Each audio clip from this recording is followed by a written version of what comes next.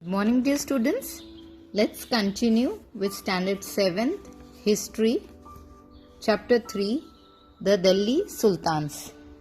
So, children, today's topic is the taxes and revenues. That is page number 39. So, children, in the picture you can see the king. He is the Sultan of Delhi and he is a monarch. And he has appointed the governors and they take care of the lands. Okay, and in the picture you can see he is paying the money to the Sultan. So let's see the chapter now, children.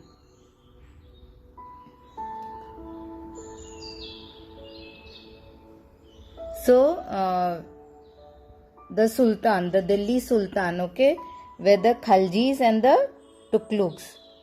Okay, they were the monarch.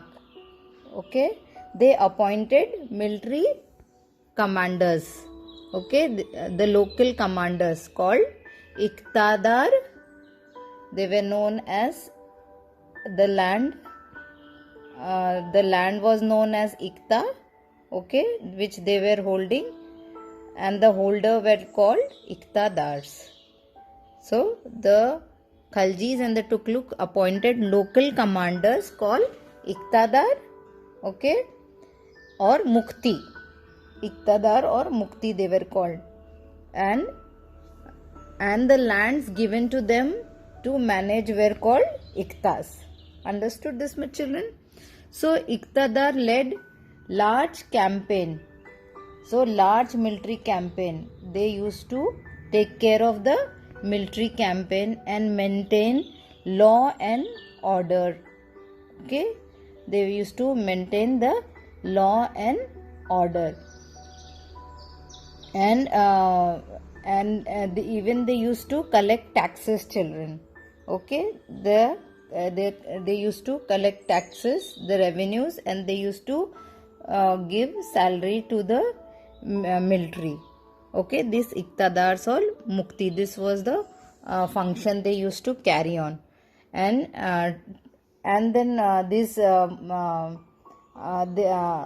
Sultan has kept appointed upon them, okay, accountant who used to see whether they are collecting, to keep the check on them, these Muktis.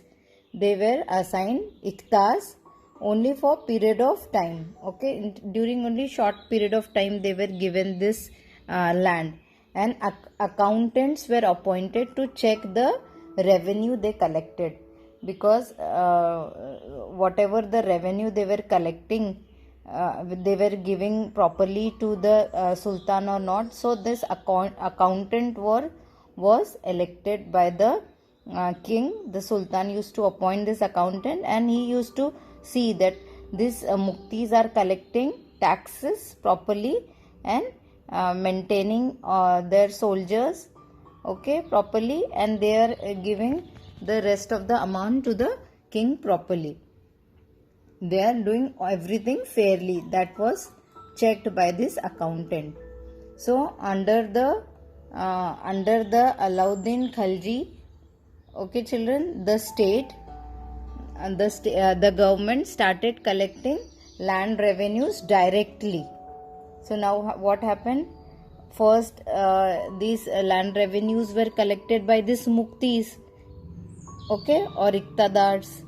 But now they started, the Delhi Sultan, what they did, they started collecting the land directly. Okay, we'll see here in the picture what they did. So as the Delhi Sultan brought the hinterland of the city under their control, what they did, they brought the hinterland. Now children, do you know what is hinterland? We have studied in the previous pages of this same chapter that hinterland was the land adjacent to a city or port that supply it with goods and services. So this hinterland was a city adjacent to the port, okay, Like now, for example, if you see Mumbai is a city which is near the port. Even Kolkata is a city which is near the port. So hinterland was a city which was near the port, which used to supply all the goods and services. Okay, so this hinterland, before we have seen in page 34, hinterland was rarely, seldom, I told you, rarely under the control of the kingdom. But now what this Delhi Sultan Alauddin Khalji, what they did? So if you see here in the paragraph, what they did, as the Delhi Sultan bought the hinterland of the city under their control. Okay, he brought the hinterland under their control, means under the control of Sultan. Okay, the hinterland was bought under the control of the Sultan. Okay, they forced the they forced the landed chieftains, the samantas and the aristocrats and the rich landlord to accept their authority, and everybody has to accept the authority of the king. And under Alauddin Khalji, the state brought the assessment and collected the land revenue under its own control. So under Alauddin Khalji, the government started collecting the land revenue directly. So the right of the local chieftain to collect tax were cancelled, children, and they were also forced to pay taxes. These chieftains also were samantas, these chieftains, they were all forced to pay the tax to the king. So we will see there were 3 types of taxes, children, collected here. Okay, in this page you will see there were 3 types of taxes collected. Tax on agriculture, the first one on cultivation. Okay, the tax on agriculture called kharaj. Okay, kharaj, an amount of 50% of the peasant produce. So whatever the 50% the farmer they used to produce, they used to give this as a tax. Okay, and the second was on the cattle, and the third was on the houses. So these were the 3 types of taxes collected in the Sultanate. So revenue collected in the Sultanate was this 3 types. So these 3 types of taxes was collected during those time. Then in the last paragraph you will see it is important to remember that large part of the subcontinent remained under the control of Delhi Sultan. So large continent was under the control of Delhi Sultan. It was difficult to control distant provinces. Distant provinces means like Bengal from Delhi. So I showed you in the picture, in the maps, in children, Delhi was far away from Bengal. So it was very difficult to control Bengal from Delhi. So Sultan was finding it, this king was finding it difficult to control Bengal from Delhi. And soon after annexing South India, they entered region, the entire region became independent. So now what happened, we have seen that they have captured this South India also, children, and these regions became independent. So even in, we will see how it became independent. Even in Gangetic plains, there were forested areas. So Gangetic plains means, children, the plains which is near river Ganga, the fertile land which is at the side of the river Ganga, that is called Gangetic. That is called Gangetic plain. Here you can see in the last line it is given. So this was this plains were the forested areas that Sultan forts could not penetrate. So these areas were the forest areas. Okay, Gangetic plains were the forest areas where Sultan's force, means the Sultan enemy, could not penetrate, means could not reach those forest interior areas, children. So local chieftain established their rule in these areas. So these local chieftains used to, the local area, in those area, the forest areas, the chief, okay, the chief of that local area used to rule this region. Okay, sometimes ruler like Alauddin Khalji and Muhammad Tughlaq could force their control in these area, but only for a short duration. So Alauddin Khalji and Muhammad Tughlaq, they were very strong rulers, children, but for only few short duration they could reach this place and control this their force to this place, because this place was very deep inside the forest, children. Here in this paragraph we will see how these places were. So before that we will conclude this last paragraph, Mongol attack. So what happened? This Mongol, okay, Mongol attacked Delhi Sultans. Means the attack was so strong. Okay, this Mongol attack was strong on Delhi Sultanate, increased during the reign of Alauddin Khalji.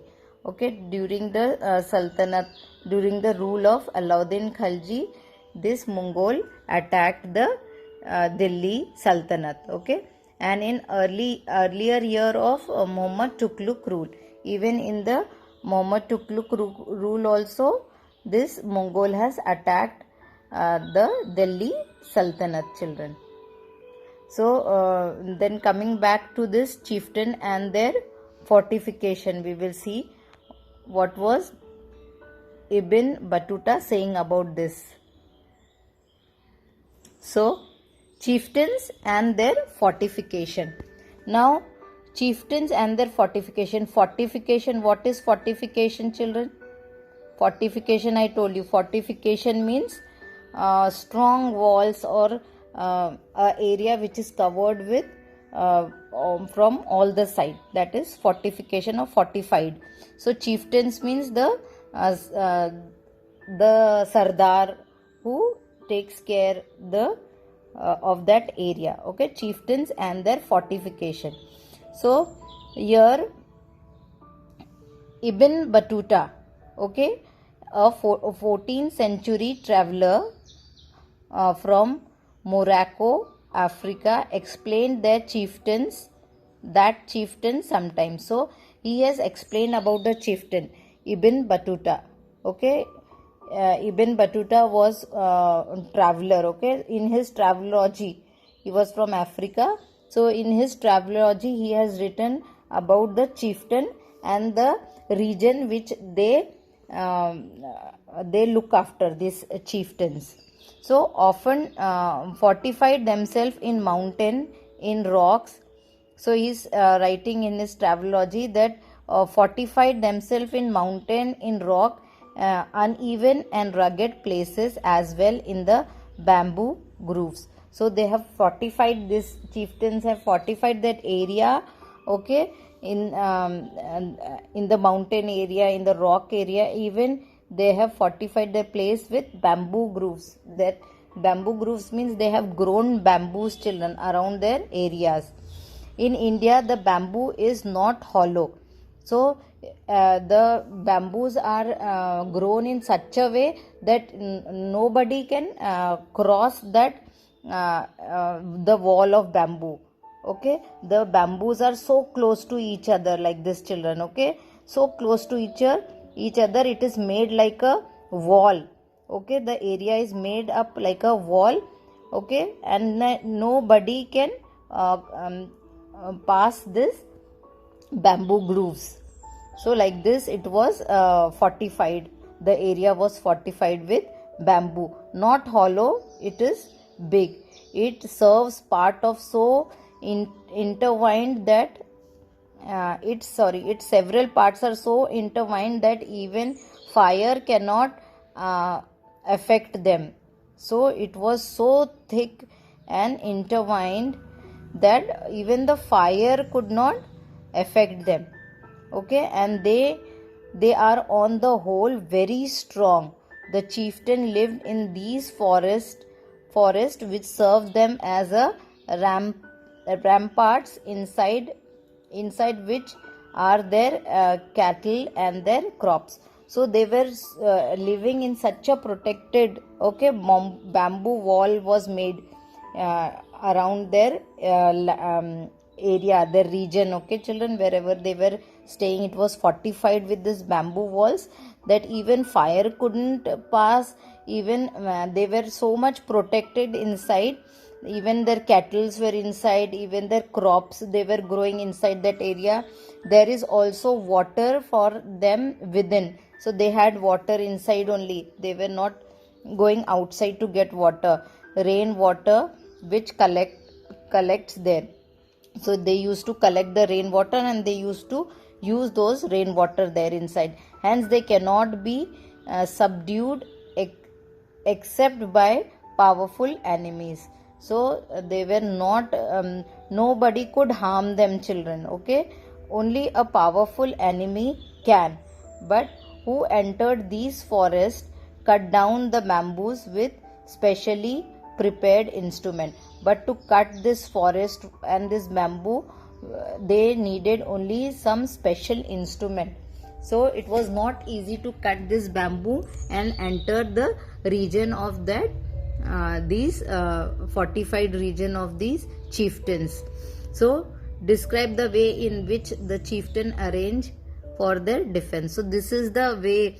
So it was so much fortified, children. It was so much safe inside. The region was safe inside. Even this, we have seen, the Sultan force could not penetrate there. Okay, and the control was, or their control was also, they couldn't control these areas. Okay, these areas were so much deep inside the forest and fortified with the bamboo grooves. So even the king couldn't reach such areas.